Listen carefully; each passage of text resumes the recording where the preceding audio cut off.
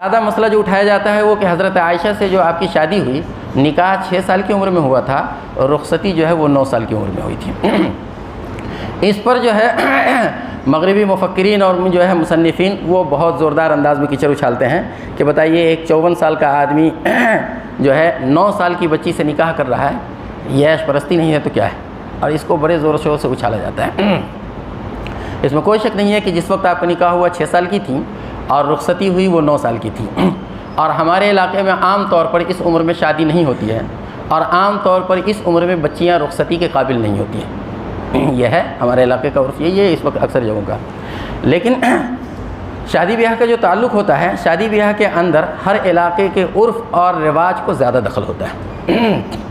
ہر علاقے کے عرف اور رواج کو زیادہ دخل ہوتا ہے، وہاں کے عرف اور عادات کا زیادہ اس میں بڑا رول ہوتا ہے۔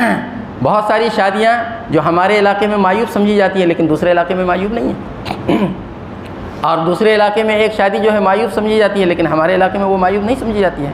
شہر اور دیہاتوں کا بڑا فرق ہے، یہ عام دن کا مشاہدہ ہے۔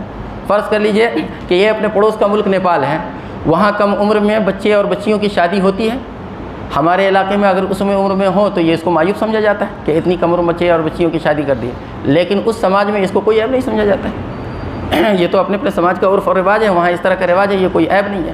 اب ایک یہاں کا آدمی اس طرح کی شادیوں پر بیٹھ کر تنقید کرے تو یہ بیوقوفی نہیں ہے۔ بھائی آپ کے علاقے میں یہ معیوب ہے لیکن جس علاقے میں شادی ہو رہی ہے اس علاقے میں تو معیوب نہیں ہے۔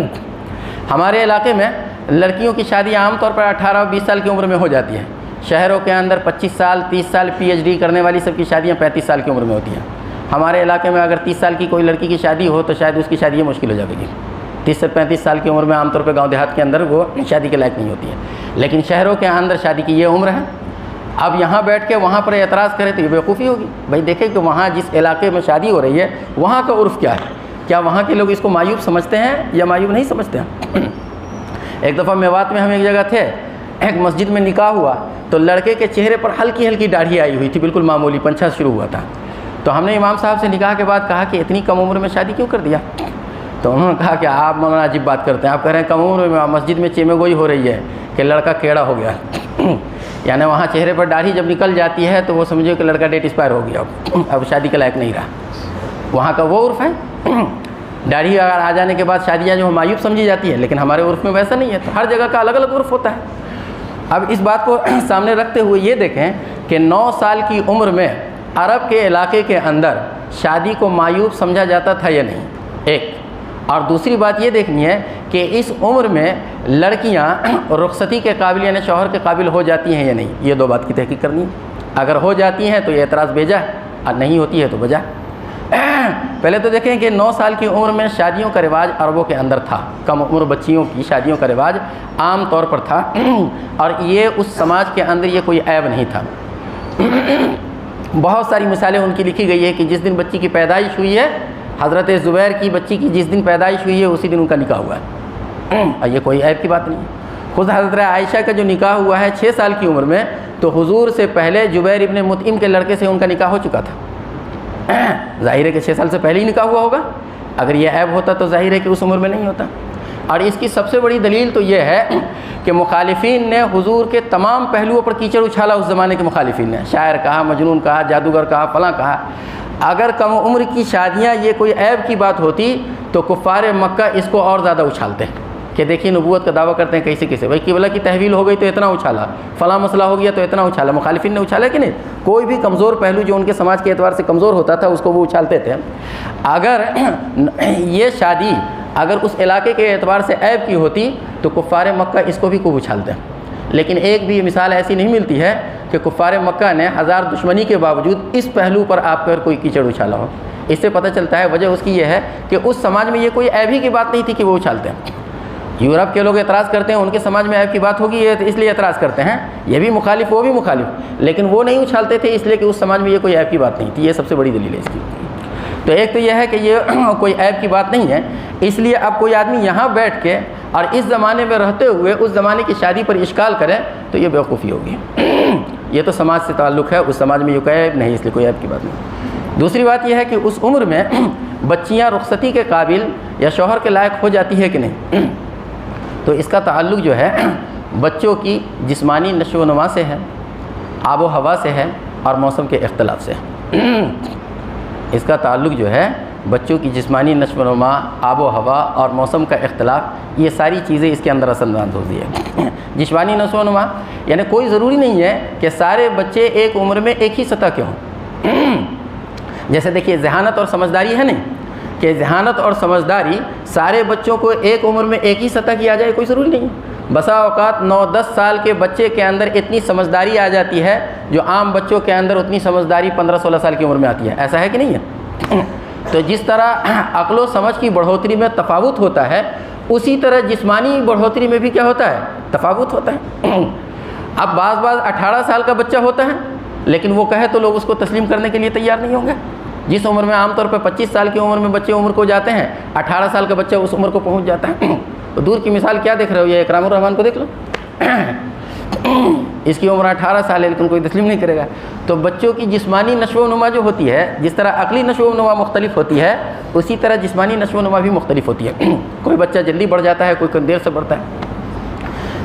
حضرت عائشہ کو اللہ تعالیٰ نے جس طرح ذہانت اور ذکاوت کے اعتبار سے عام بچے اور بچیوں سے ممتاز بنایا تھا، بلکہ دنیا کی خواتین میں ان کو ممتاز مقام حاصل تھا، اسی طرح جسمانی نشو و نما کا مسئلہ بھی عام بچے اور بچیوں سے ان کے ساتھ مختلف تھا۔ ایک تو یہ مسئلہ ہے۔ دوسرے یہ ہے کہ اس کا تعلق غذا اور آب و ہوا پر بھی ہوتا ہے۔ اب عرب کی جو آب و ہوا ہے یہاں کے مقابلے میں گرم ہے، جنسی صلاحیتیں بچوں کے اندر وہاں جلدی پیدا ہو جاتی ہے بمقابلے یہاں کے یا دوسرے علاقوں کے۔ اس لیے وہاں کے بچوں میں اگر پہلے جنسی صلاحیت پیدا ہو جائے اور اسی عمر میں یہاں کے بچوں میں اگر جنسی صلاحیت پہلے پیدا نہیں ہوتی ہے تو یہاں کا آدمی اگر اپنے سماج کو سامنے رکھتے ہوئے اعتراض کرے تو یہ بھی بیوقوفی ہوگی کہ نہیں؟ بھائی جس علاقے کے وہ آدمی ہے اس علاقے میں دیکھیے کہ اس علاقے میں اس عمر میں وہ صلاحیت پیدا ہو جاتی ہے کہ نہیں ہو جاتی ہے۔ پھر تیسری بات یہ ہے کہ اس کا تعلق غذا سے بھی ہے کہ غذا اچھی ملتی ہے تو کم عمر ہی میں جو ہے بچے کے جسم کا فروا ہو جاتا ہے، غذا ناقص ہوتی ہے بڑی عمر کے باوجود بچے جا کے انتہائی لاغر ہوتے ہیں اور جسمانی نشو و نما اس کی جو ہے بڑھوتری نہیں ہوتی ہے جلدی۔ چنانچہ خود حضرت عائشہ ہی کے ساتھ ہے کہ 6 سال کی عمر میں نکاح ہوا لیکن رخصتی کیوں نہیں ہوئی اس وقت؟ یہ غور کرنے کی بات ہے۔ 3 سال کے بعد رخصتی ان کی کیوں ہوئی؟ وجہ اس کی یہ تھی کہ جس وقت ان کا نکاح ہوا اس وقت جسمانی اعتبار سے وہ اس لائق نہیں تھی، اس لیے ان کی رخصتی نہیں ہوئی۔ ان کی والدہ نے اس 3 سال کے اندر ان کو جسم کو فروا کرنے کے لیے اور بڑھوتری کے لیے مختلف تدبیریں اختیار کی۔ وہ خود فرماتی ہے کہ میری والدہ نے مجھ کو مختلف تدبیریں اختیار کی کہ میرا جسم جو ہے بڑھ جائے اور رخصتی کے قابل ہو جاؤ۔ کوئی تدبیر کارگر نہیں ہوئی تو آخر میں ککڑی اور کھجور ان کو کھلایا گیا، تو اس سے فرماتی ہے کہ میں بہت موٹی ہو گئی اور بڑھ گیا جسم۔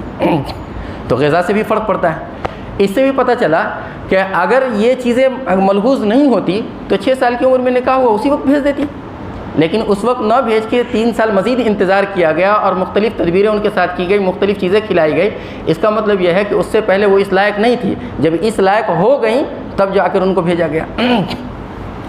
تو ایک کم عمر بچہ ہو سکتا ہے لیکن اس کے اندر جنسی صلاحیت اور اس کی جسمانی لیاقت غذا کی وجہ سے، آب و ہوا کی وجہ سے، مختلف تدبیروں کی وجہ سے یا عام بچوں سے اس کی جسمانی ساخت مختلف ہونے کی وجہ سے بڑھ سکتی ہے، اس میں کوئی اشکال اور استبعاد نہیں ہے۔ اور اس عمر میں ان کے اندر جنسی صلاحیت پیدا ہو جائے یہ بھی کوئی بعید نہیں ہے۔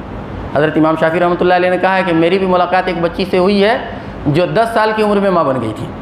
امام شافعی رحمۃ اللہ علیہ کا قول۔ اس کا مطلب کہ اس سماج میں یہ باتیں ہوتی تھیں۔ دور تو چلے جائیے، یہ مغربی لوگ جو اشکال کرتے ہیں، خود جو ہے امریکہ کی ایک دفعہ ایک مضمون شائع ہوا تھا، اس کے اندر یہ رپورٹ آئی تھی کہ وہاں کی عورتوں نے اس بات کو تسلیم کیا ہے کہ یورپ کی بچیاں 9 سال کی عمر میں جنسی صلاحیت کی حامل ہو جاتی ہیں۔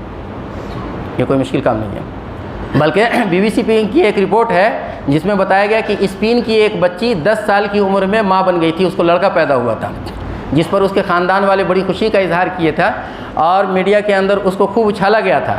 جب میڈیا کے اندر اس کو خوب اچھالا گیا تو اس کی دادی کو اس پر تعجب ہوا کہ یہ کوئی ایسا واقعہ تو نہیں ہے کہ اس کو اچھالا جائے، یہ تو عام بات ہے، یعنی اچھالنے پر بھی ان کو تعجب ہوا۔